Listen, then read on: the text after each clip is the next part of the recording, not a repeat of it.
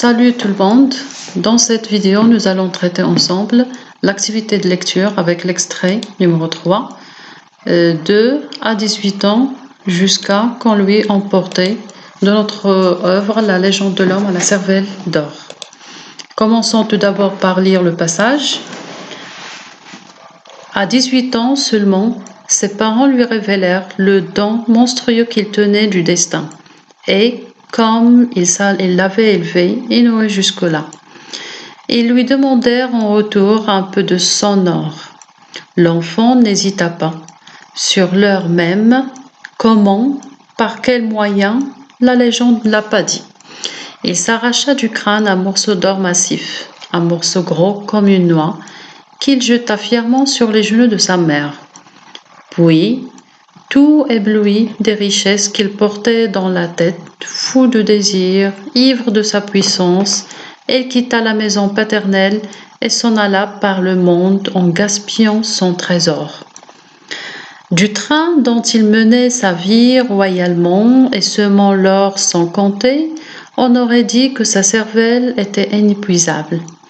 Elle s'épuisait cependant, et à mesure on pouvait voir les yeux s'éteindre, la joue devenir plus creuse.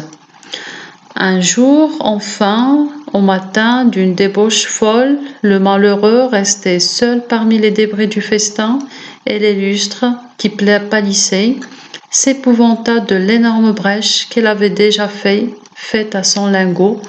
Il était temps de s'arrêter. Dès lors, ce fut une existence nouvelle. L'homme à la cervelle d'or s'en alla vivre à l'écart du travail de ses mains, soupçonneux et craintif comme un avare, fuyant les tentations, tâchant d'oublier lui-même ces fatales richesses auxquelles il ne voulait plus toucher. Par malheur, un ami l'avait suivi dans sa solitude, et cet ami connaissait son secret. Une nuit, le pauvre homme fut réveillé en sursaut par une douleur à la tête, une effroyable douleur. Il se dressa éperdu et vit dans un rayon de lune l'ami qui fuyait en cachant quelque chose sous son manteau, encore un peu de cervelle qu'on lui emportait. Voilà, alors commençons tout d'abord par situer le passage par rapport à ce qui précède. Donc c'est un extrait de la nouvelle fantastique intitulée La légende de l'homme à la cervelle d'or, écrite par Alphonse Daudet. Ce passage vient juste après la description de l'enfance du personnage principal. Dans ce passage, il commence une nouvelle vie après la révélation du secret et qu'il avait bien sûr 18 ans, c'est l'âge de la jeunesse.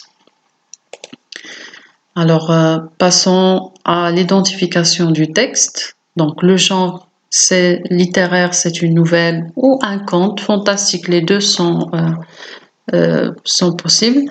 Alors, le type du texte, c'est narratif descriptif. Les personnages abordés dans cet extrait, l'homme à la cervelle d'or, ses parents et un de ses amis. Le lieu, c'est la maison paternelle au début. La focalisation, elle est externe. Alors, commençons par... ensuite, on va voir les axes de lecture. Premier axe, le matérialisme et la générosité. Tout l'entourage de l'homme à la cervelle d'or ne cherchait que son trésor. Alors là, c'est le matérialisme. Les gens autour de lui, ils sont très attachés à l'argent ou bien à l'or qu'ils possèdent. Les indices qui montrent cela dans le texte, c'est ils lui demandèrent en retour un peu de son or. Et l'ami aussi qui fuyait en cachant quelque chose sous son manteau. Donc même son ami à lui, elle n'hésite pas de le voler de temps à autre. Donc l'auteur dans ce texte était entouré de gens qui ne voulaient qu'avoir part de son trésor. Donc il faut toujours lire ce qui est entre les lignes. On peut dire que l'exploitation est partout. Le deuxième axe, ou bien la deuxième thématique, la naïveté et l'exploitation. La naïveté, c'est être naïf, être très croyant aux gens. L'exploitation, c'est-à-dire exploiter les gens et profiter de leur intérêt. Alors, les indices qui montrent cela, l'enfant n'hésita pas. On pouvait voir les yeux s'éteindre, le malheureux restait seul parmi les débris du festin. Cet ami connaissait son secret. Alors, tous ces éléments-là montrent la naïveté de ce personnage, la naïveté de l'homme à la cervelle d'or, lui causa beaucoup de pertes de son crâne, que ce soit de la part de ses parents au début ou encore de ses amis et de son entourage. Donc, et là, l'exploitation est dressée dans toute son ampleur à travers cela. La synthèse qu'on peut donner, donc la souffrance de l'homme à la cervelle d'or continue même après la découverte du secret.